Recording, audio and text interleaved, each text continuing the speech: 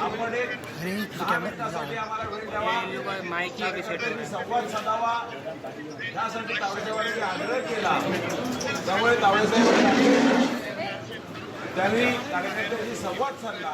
कुठल्याही प्रकारे काही विरोधकांना मतदारांशी संपर्क करा, मतदारांना आग्रह करा, मतदानाचा टक्का वाढला पाहिजे। लोकसभेमध्ये हा टक्का जवळजवळ 52% होता, तर आता मतदार कसं वाढेल यासाठी तुम्ही प्रयत्न करा। कार्यकर्त्याला असं आवाहन करण्यात आले।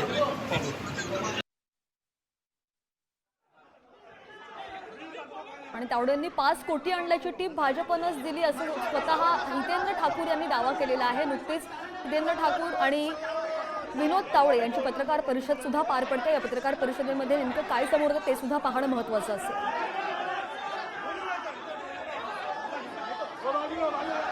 अनेक नेत्यांच्या प्रतिक्रिया येतात। त्या प्रकारानंतर प्रवीण दरेकर यांनी सुद्धा प्रतिक्रिया दिली। भाजपचे ते सुद्धा काय म्हणाले पाहू।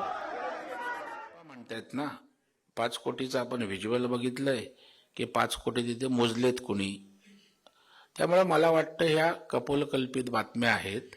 अशा प्रकारे आपण कोण काय म्हणतंय म्हणून निदान, कारण आता बघा आजचा दिवस तुमचा आहे, आजची रात्र तुमची आहे, त्याच्यामुळे तुम्ही पण अत्यंत जबाबदारीनं सांगितलं पाहिजे, कारण त्याचा परिणाम महाराष्ट्रातल्या जनमानसावर होत असतो।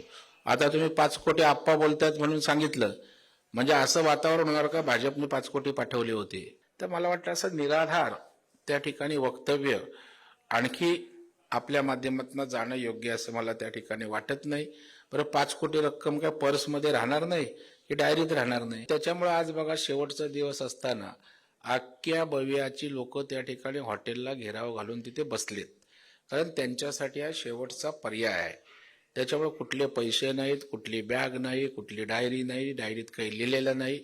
आणि मी आपल्या माध्यमातून सांगतो ना, या प्रकरणाची निवडणूक आयोग चौकशी करेल, पोलीस खातं चौकशी करेल। मला वाटतं लोकशाही आहे, लोकशाहीमध्ये सगळ्या गोष्टी त्या ठिकाणी यंत्रणा आहे, त्या यंत्रणा काम करत असतात। आपण कायदा हातात घेऊन न्याय मागायचा नसतो, त्याच्यामुळे त्यांनी कायदा हातात घेऊ नये।